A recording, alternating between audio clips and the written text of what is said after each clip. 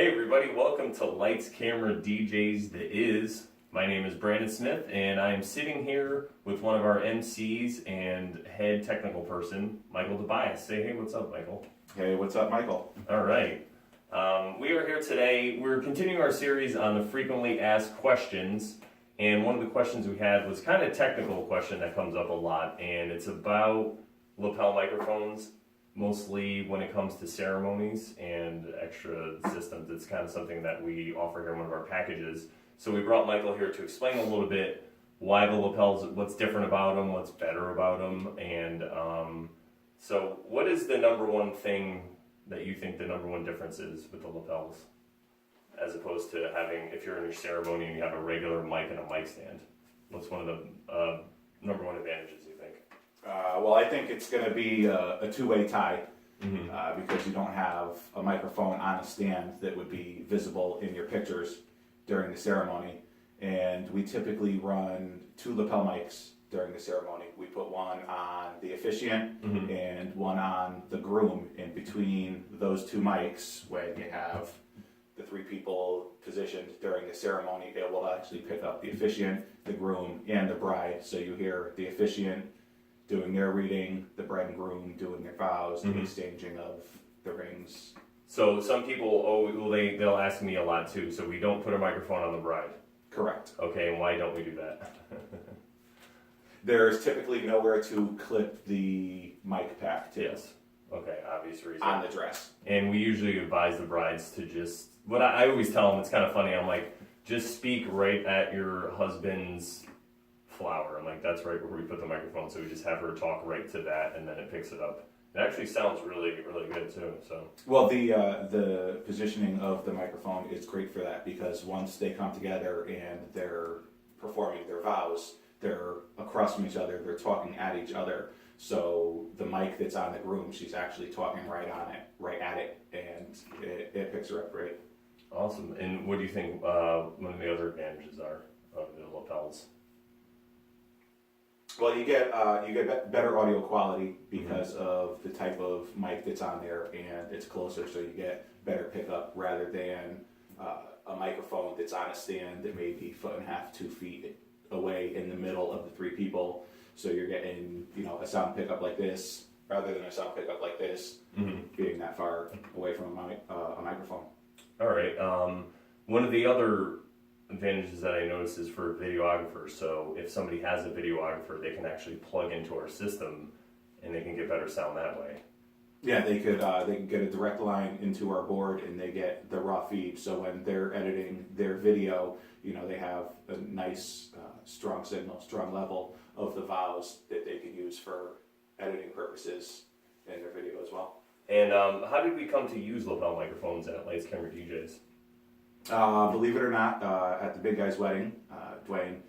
Dwayne Wayne, shout out to Dwayne. It all comes back to Dwayne. At his wedding, the videographer there, the video was actually a wedding gift for him, and they used that for their audio for the ceremony, which after seeing that and hearing that and how they did it, we decided to experiment with that ourselves and see the advantages of that. And once we got our first set, used our first set, seen them in action, heard them, it's the only thing we use now. And how long have we been using them? Now I have to think when he got married. Now it's like it's my anniversary. I have to try and remember. So I want to say since 2013. Okay, yeah. So it's been almost 4 years now that we've been using them that I can remember. Now, do you notice any problems that can arise by using lapel microphones? Or are there any situations where you say that maybe we don't use them? Have you had anything come up at a ceremony that you were the MC or DJ? Well, one of the things we did pick up on was for outdoor ceremonies, because they're a very sensitive mic, was wind noise. So we did pick up wind screens that go over the mics themselves, and they made a huge difference. I've barely ever heard or picked up any more wind noise since we started using those. Yeah, that's kind of what I was hoping you would talk about. I remember when we first started using them, if it was a windy day or something on the beach, it was the audio was a little bad. But yeah, now with the windscreens, haven't had any problems really.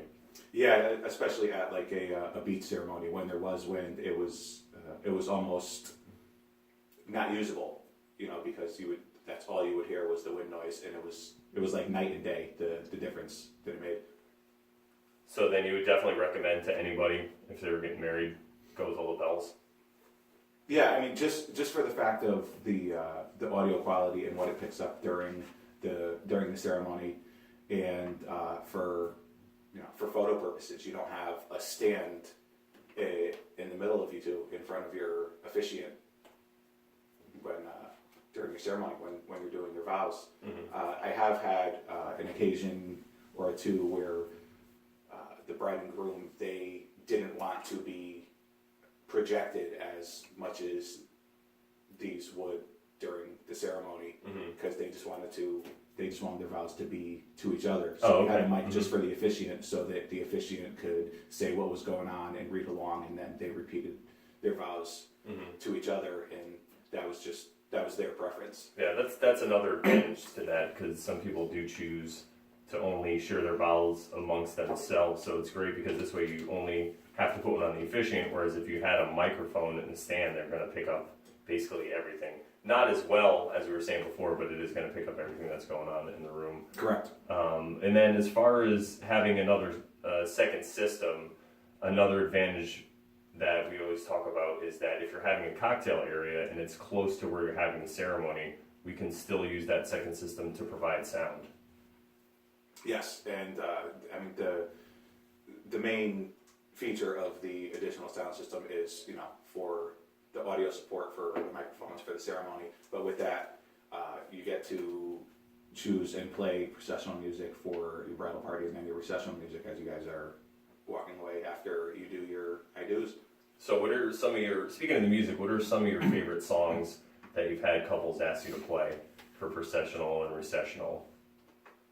Recessional that's always been a wide range of choices. It really comes down to each couple. A lot of the popular stuff I've been seeing for recessional music is stuff like Vitamin String Quartet and Piano Guys. They do instrumental covers of recent pop music, as well as some old popular choices. We see a lot of 1,000 Years, Christina Perry, for the bride. But I've seen even stuff as far covered as like Metallica, Beatles.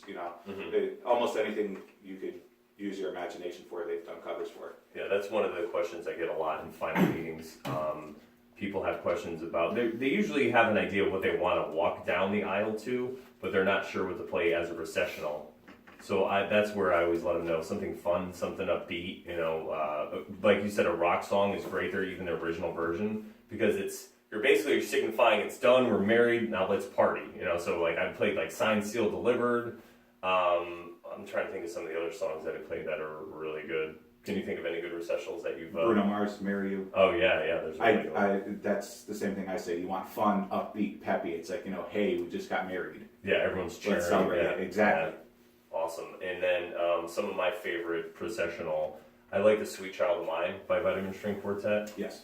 Yeah, sometimes people hear that. Every time I play it, you can just look around the crowd and people are like, once they start to get it, like, oh yeah, that's what this is. Yeah, it's... So that one in Bittersweet Symphony. Oh yeah. The strings in that are... And that's Vitamin String Quartet also? The Vitamin String Quartet does that as well. But the strings in that, because of how the original song sounds, it sounds like exactly like the song, just no words. Yeah. All right, well, thanks for your time, and I think that's going to about do it for this edition of The Is. Once again, I'm Brandon Smith, sitting here with Michael Tobias, one of our MCs. Say bye, Mike. Bye, Mike. Bye, guys.